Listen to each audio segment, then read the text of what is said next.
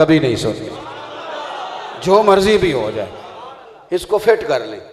कुछ बातें बड़ा मज़ा देती हैं। मैं एक दफ़ा बस में बैठा था तो मेरी एक दो सीट आगे एक साहब ना एक सीधे साधे आदमी को दलीलें दे रहे थे कि या रसूलल्लाह नहीं कहना चाहिए। तो मुझे ये बताएं कि जिसने या रसूलल्लाह नहीं कहना चाहिए इस पर दलीलें दी, फ़िरका वारियत इसने की कि या जिसने उसको जवाब दिया उसने की? जिसने बात छेड़ी। मेरी बात की समझ आ रही है? हमारे यहाँ ना जो जवाब देता है उसको लोग कहते हैं फ़िरका फैला रहा है। हालांकि भाई उसको मना करें जिसने बात को शुरू किया है। तो वो बेचारा ना सादा आदमी था, उसके हत्थे चढ़ गया। अब वो बस में रश बड़ा था तो कोई गुंजाइश भी नहीं थी आगे जाने की, और मेरा तालिब इल्मी का ज़माना था, ज़ौक़ मुझे बड़ा था कि ये ज़रा मैं आगे बढ़ूँ ना थोड़ा सा, तो थोड़ा बात करूँ इसके साथ। दिल बड़ा कर रहा था पर मौका नहीं बन रहा था। तो मेरे दिल में ये ख्याल आया कि तो इसकी सारी दलीलें सुन लूँ, पर दर्जा बदर्जा जवाब दूंगा, आखिर जाता कहाँ तक है। ये भी एक तरीका होता है ना, सामने वाले को बंदा थका ले पहले अच्छे तरीके से। तो दूसरा ये कि मैंने कहा कि ये कुछ स्टाफ आ जाता है तो कुछ लोग बीच में से उतर जाएंगे तो रास्ता भी बन जाएगा। लेकिन एक अजीब मंजर ये हुआ कि वो स्टाफ आया तो वो जिसको वो दलीलें दे दे के समझा रहा था ना सादे आदमी को, उसका स्टाफ आ गया, उतरने का टाइम आ गया। और जब वो खड़ा हुआ ना तो मेरे दिल को पता नहीं क्या होने लग गया। और मैं कहा यार तू देर कर छड़ी, वो तो जा रहा है, पता नहीं क्या उसके ज़हन में बदगुमानी, और ये बड़ी देर से दलीलें दे रहा है। मेरी बात सुनना, पता नहीं अब ये क्या बनेगा। मैं बड़ा परेशान हुआ। लेकिन वो बंदा उठते ही ना पता क्या कहता है उसको, जो उसको समझा रहा था घंटे सवा से, कहता है मौलवी साहब तुहानू कितना चिर होया मैनू समझाने? कहता सवा को घंटा हो गया है। कहता लो फिर तुसी तशरीफ रखो, या रसूल अल्लाह मदद। और ये बात कह के ना वो नीचे उतर गया। आप यकीन करें बड़ी बड़ी तकरीरों का भी मज़ा आता है, पर जितना उसकी बात का मज़ा आया ना, यानी उसने सबक क्या इमाम गजाली ने कहा था कि ऐ अल्लाह मुझे देहात की बूढ़ी औरतों जैसा ईमान अता फरमा, कि जो बात है उस पर पक्के। ये पढ़े लिखे लोग तो बेचारे रोज़ कोई ना कोई नई कहानी, ये दलील आ गई तो फलानी किताब छाप गई, वो बस करें। अकायद वो हैं जो 1400 साल पहले तय कर दिए गए हैं। अब नई दास्तान सराई करने की कोई ज़रूरत है? सहाबा से प्यार करें, अहले बैत से प्यार करें और अच्छे जज्बात दिल में रखें, इनका शौक़ पैदा करें, इनके साथ वारफ्तगी हो, इनका प्यार और ख़ास अदब हो। अब जब इल्म तेज़ी से बढ़ा है ना तो लोगों ने माज़अल्लाह बेबाकी का नाम लेके बेअदबियाँ शुरू कर दी।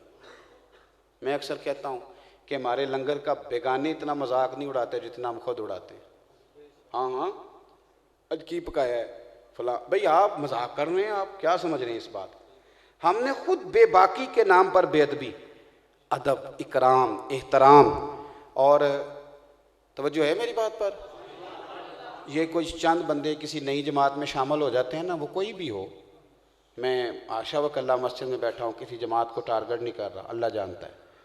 लेकिन कोई भी कोई नई किसी जमात में शामिल होता है ना, वो किसी में भी हो, किसी तबलीगी मिशन की जमात हो, कोई भी तहरीक हो, कोई भी, तो वो सबसे पहले ना अपने पुराने उलमा जो काम कर रहे होते हैं उनको टारगेट करता है, कहते ना कख नहीं किया, मैं करने आया हूँ। भैया आप इस तरह तो ना करें। जिसने कुछ नहीं किया, सिर्फ 25 साल मस्जिद में नमाज पढ़ाई है, उसने भी बड़ा कुछ ही किया है। 25 साल उसने इमामत करा दी, और आप अब आ जाए हैं तो आपने आते ही फतवा दाग दिया है। अदब, एहतराम, यही हाल आज बहुत सारी जगहों पर मैं बातें सुनता हूँ तो अच्छी नहीं लगती। लो जी इतने सैयद पाकिस्तान में कैसे आ गए? भाई आपको ये बहस करने की इजाज़त नहीं है। बुजुर्ग कहते हैं जो कहे मैं सैयद हूँ आप अदब करें, अगर कोई कमज़ोरी है तो वो जाने और रब जाने। आपको अल्लाह ताला अदब करने का अजर अता फरमाएगा। आप इकराम करें, आप प्यार करें। हज़रत शेखुल इस्लाम ख्वाजा कमरुद्दीन सियालवी रहमतुल्लाह अलैह पिंडी के इलाके में तशरीफ़ ले गए, कुछ खुलफा मुरीदीन भी साथ थे। ख्वाजा साहब बहुत बड़े आलिम भी थे, बड़े शेख थे। तो ख्वाजा साहब तशरीफ़ ले गए, वहाँ एक सैयद आलिम थे, वो नमाज़ पढ़ाते थे। तो ख्वाजा साहब को उनकी तिलावत बड़ी पसंद थी। उनके पीछे जब वहाँ जाते तो शौक़ से जाते थे वहाँ नमाज़ पढ़ने। उनके पीछे नमाज़ पढ़ी, उलमा भी साथ थे। तो तकमीले नमाज पर ना पता चला कि कोई ऐसी गलती हो गई है कि नमाज हुई नहीं। अब उलमा की भी तवज्जो थी कि ये तो नमाज ही नहीं हुई, पता ख्वाजा साहब को भी चल गया। अब हमें मसले का पता चल जाए तो जितने मर्जी बड़े शेखुल हदीस बैठे हो हमने फटाफट बताना है। लेकिन अगर आप कभी आदाब पढ़े ना, आदाब, तो फिर रंग और है। अल्लाह के रसूल सल्लल्लाहु अलैहि वसल्लम ने सहाबा से पूछा कि वो दरख्त बताओ जिसकी मिसाल मोमिन की तरह है। तो हज़रत अब्दुल्लाह इब्न उमर रदी अल्लाह तआला अन्हु फरमाते मुझे पता था खजूर का दरख्त है, लेकिन चूँकि जनाब सिद्दीक़ अकबर बैठे थे, मौला अली बैठे थे, मेरे वालिद बैठे थे, तो मैंने बड़ों की मौजूदगी में छोटों को जवाब नहीं देना चाहिए। यानी आता था, मुझे पता था। और फरमाते हैं जब कोई न बता सका तो सरकार ने फरमाया वो खजूर का दरख्त है, और मुझे सवाल पूछते ही पता था। ये अब तो शागिर्द अल्लाह खैर करे वो उस्तादों को जा के मसले बताते हैं। वो खुद उन्हें कहते हैं कि उस्ताद जी आपको क्या पता, हमारा मुताला ताज़ा है, लिहाजा हमसे पूछें, आप थोड़ा रुकें, थोड़ा ठहरें।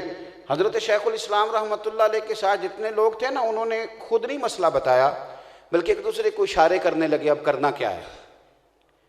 तो इशारे करते करते हज़रत ख्वाजा साहब रहमतुल्लाह अलैह को उन्होंने कहा हुज़ूर वो हमारी ज़रूरत तो नहीं बात करने की, पर वो ना नमाज नहीं हुई। तो आप फरमाने लगे तुम्हारा क्या ख्याल है, मुझे नहीं पता, मुझे पता चल गया नहीं हुई, पर ये मामूली बंदा नहीं ना, ये सैयदज़ादा है। और हुज़ूर की औलाद का जो इकराम है उसके पेशे नज़र अल्लाह करे आपको समझ आए। आप यकीन करें, आप यकीन करें, जब ये रंग होता है ना तो बंदे का दिल ठंडा रहता है। जब ये कैफियत होती है तो इंसान ज़ौक़ में रहता है, ज़ौक़ में, उसकी बेकरारियाँ करार में बदल जाती हैं। फरमाया ये आले रसूल है, किस तरह फटाफट लुकमा दे दूं। फरमाने लगे मैं कोई लफ्ज़ तलाश कर रहा हूँ, ज़रा मिल जाता है तो शाह जी को बताता हूँ कि नमाज नहीं हुई। इतना बड़ा आदमी, मंतकी, फ़लसफ़ी, कहते हैं जुमला तलाश कर रहा हूँ। फिर थोड़ी देर के बाद कहने लगे लो भी मिल गया जुमला। जेब से 100 रुपये का नोट निकाला, आगे बढ़े, शाह जी की दस्तबोसी की, नजराना पेश किया, और फिर फरमाने लगे शाह जी आपने नमाज पढ़ाई है, मज़ा बड़ा आया है, आपने नमाज पढ़ाई है, मज़ा बड़ा आया है, ज़रा यही नमाज एक दफ़ा दोबारा नहीं पढ़ा देते, लुत्फ़ बड़ा आया, ज़रा दोबारा नहीं पढ़ा देते।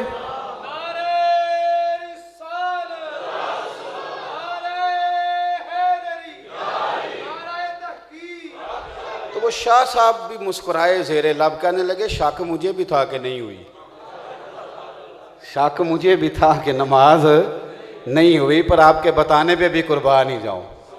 क्या अंदाज, अपना, अपनी कैफियत। आप यकीन करें अगर मैं आज तनकीद शुरू कर दूं ना, फलाना भी गलत है, फलाना भी गलत है, तो किसी का कुछ भी नहीं जाएगा, मैं बेकरार हो जाऊंगा। मैं सही कह रहा हूँ आप, फिर तो दुनिया में ठिकाना ही कोई नहीं मिलेगा, कहाँ सर रखें। और अगर थोड़ा थोड़ा मुस्बत चलेंगे ना कि नहीं नहीं अदब अदब ही होता है, प्यार प्यार ही होता है, और नहीं यार अच्छे लोग मिल जाते हैं तलाश करने, आप यकीन करें अपना मन भी ठंडा रहता है।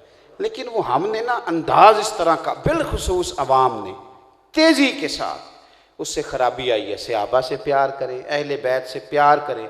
दो एक बातें जल्दी में और आपकी खिदमत में अर्ज़ करना चाहता हूँ, कर दूँ कि रहने दूँ? जेड़े नहीं बोले वो मतलब उन्होंने ख्याल है जाओ, अल्लाह आपको खुश रखे। मैं वैसे भी तैयार हूँ जाने के लिए, क्योंकि मुझे अभी आगे जाना है। मेरे अजीज़, अल्लाह ताला आपको ਤੁਹਾਨੂੰ ਨਾਲ ਲੈ ਜਾਣਾ मैं पिछा ਤੁਸੀਂ मैं ਜਦੋਂ भी होना इंजी कहते हो। अल्लाह ਤੁਹਾਨੂੰ को इधर काल दियो जो पके आई काम मौके। अल्लाह आपको जज़ाए खैर अता फरमाए, अल्लाह खैर करे। सुने आप सुनते नहीं है ना, आप तो साथ साथ बोलते हैं। अल्लाह आपको जज़ाए खैर दे। आप सुने जी क्या अर्ज़ कर। दो एक बातें और, जब किसी से प्यार करते हैं ना, फिर ये देखते हैं कि उसकी पसंद क्या है। ये ख़ास बात है। अगर मेरे कुछ पीर भाई हैं, उन्हें इस बात का पता है कि ये थोड़ा फ़ोन पसंद करता है कि ज़्यादा पसंद करता है। यानी एक साहब ऐसे हैं जो डायरेक्ट मुझे फ़ोन नहीं करते, उन्हें समझ आ गई है कि मतलब ज़्यादा नहीं पसंद करते। वो क्या करेंगे, किसी को फ़ोन करेंगे इदारे में कि बैठे हुए पढ़ा तो नहीं रहे, पढ़ तो नहीं रहे, फ़ारग हैं, फ़ोन कर लूँ तो मुझे अच्छी लगती है बात। और कुछ लोग ऐसे हैं कि वो बिल्कुल नहीं महसूस करते कि कितने लोगों में बैठे हैं। वो फ़ोन कर देंगे, कहेंगे तबीयत कैसी है, फिर पूछेंगे बच्चों का क्या हाल है, फिर कहेंगे होर फिर सुनाओ। भाई अब पीछे बचे ही कुछ नहीं, हर शय तो आपने पूछ ली है। और पहले ये भी तो पूछें कि हमको सुनने सुनाने की पोजीशन में भी हैं कि नहीं। तो आप जो है वो आप क्या कहें। और फिर कुछ ऐसे हैं जो शिकवा करेंगे मैं सुबह 9 बजे निकला था अपने घर से, आप उस बंदे की कंडीशन, और रात